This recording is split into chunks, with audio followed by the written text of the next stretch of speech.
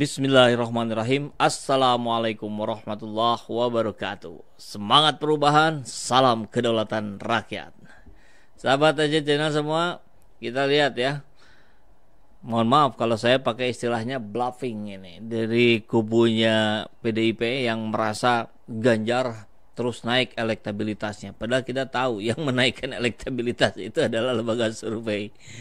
Dan lembaga survei seperti kita ketahui bersama dengan terus terang siapa Saiful Muzani mengatakan ya memang kami dibiayai oleh partai politik, oleh calon presiden dan sebagainya.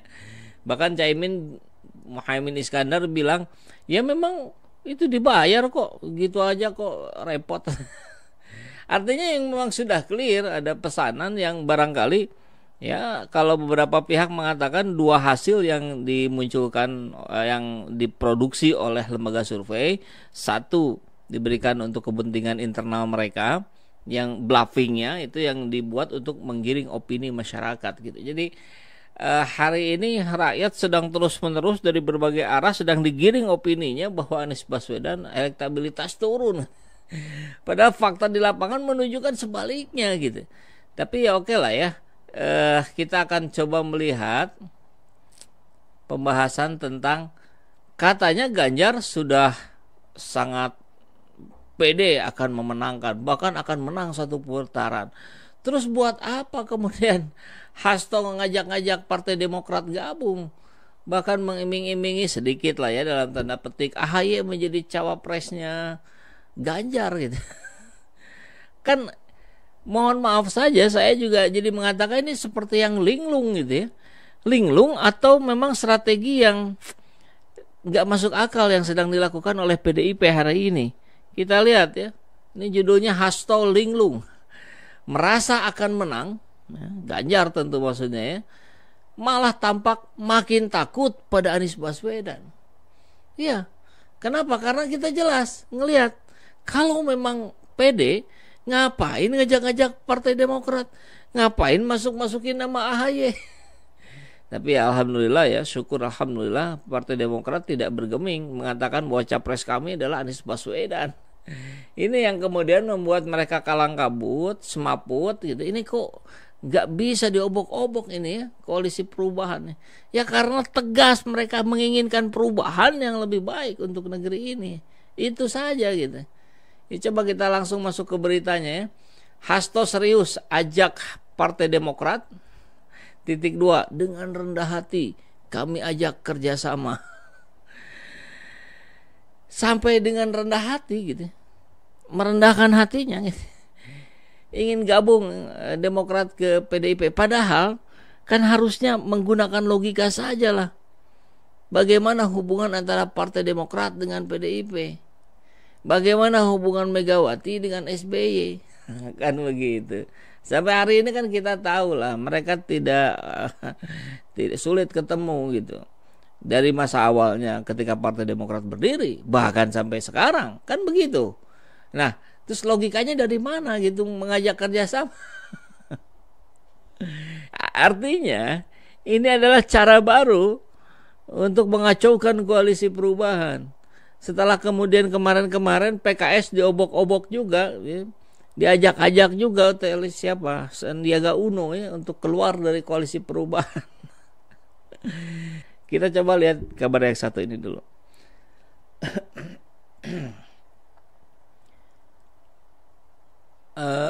Sekretaris Jenderal PDIP Hasto Kristianto mengajak Partai Demokrat bekerja sama mengusung Ganjar Pranowo di pemilihan presiden 2024. Pernyataan Hasto muncul merespon pertanyaan mengenai keseriusan PDIP dalam mengajak Demokrat. Ya kita tahu ya, tempo hari muncul nama-nama calon wapresnya Ganjar. Salah satunya AHY, ada Mahfud MD, ada yang lain-lain. Kami dengan kerendahan hati menawarkan Demokrat suatu kerjasama, kata Hasto di kantor DPP PDIP Jumat kemarin. Hasto kemudian berpendapat bahwa Ganjar diterima masyarakat.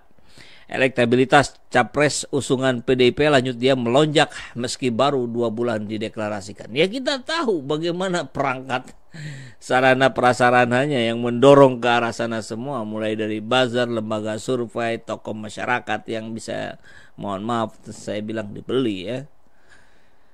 Di kesempatan itu Hasto membandingkan elektabilitas Ganjar dengan baca pres lain, namun dia tak menyebut secara rinci nama pesaingnya. Takut kan?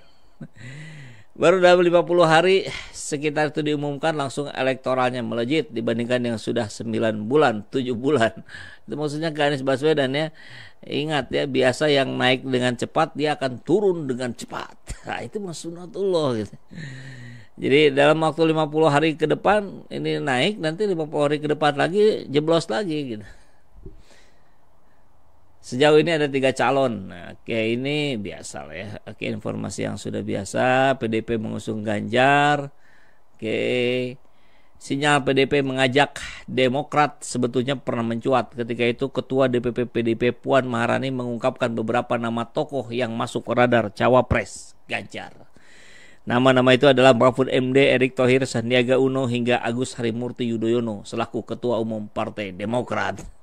Lucu sekali ya. Jadi yang lain juga mungkin lucu-lucuan juga. Ya, sederhananya beginilah. Erick Thohir kalau nanti dicawapreskan oleh Ibu Megawati, kan Megawati yang menentukan. Capresnya yang menentukan Megawati, cawapresnya yang menentukan Megawati, langkahnya nanti yang menentukan Megawati, ya semuanya Megawati. Tapi kurang lebih analisanya bisa kita lihat, kalau Erick Thohir yang jadi berarti di situ ada PAN, kan gitu ya. Kan PAN yang ngusung Erick Thohir kemana-mana.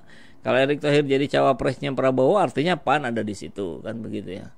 Kan ini kalau bicara PAN itu lagunya sekarang lagi banyak ya, apalagi di TikTok ya. PAN mapan apa segala macam. Tapi kita ingat PAN pasti Anies Baswedan. Atau PAN pilih Anies Baswedan. Itu rame juga tuh di berbagai platform media sosial. Luar biasa ya kreativitas netizen hari ini. Ada Sandiaga Uno ya jelas P3 ya, P3 yang nempel ke PDIP. Kalau AHY ya inilah upaya mereka untuk mengacaukan koalisi perubahan. Tapi insya Allah lah enggak lah, yang begini-begini enggak. Karena tidak demikian, Puan mengaku PDP masih mempertimbangkan sosok paling tepat yang bisa mendampingi Ganjar. Nah, padahal kita lihat ya, misalkan di kabar lain, Megawati _2 sabar, cawapres Ganjar saya yang pilih sendiri. Jadi gak usah cawe-cawe barangkali begitu ya urusan cawapres Ganjar, karena semua ada di tangan saya. Wah. Terus kan ini Partai Demokrasi Indonesia ya. Terus demokrasinya di sebelah mana ya? Kalau semua gimana ketum? Berbeda dengan di Koalisi Perubahan untuk Persatuan ya, KPP.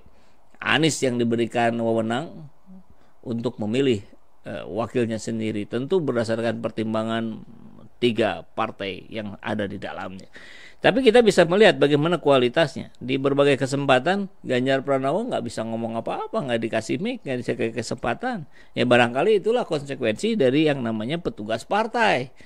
Jadi apa-apa nanti gimana partai, bukan gimana rakyat. Nah ini yang repot, karena partai rupanya kan sampai detik ini tidak menunjukkan, mempresentasikan rakyat yang sebenarnya.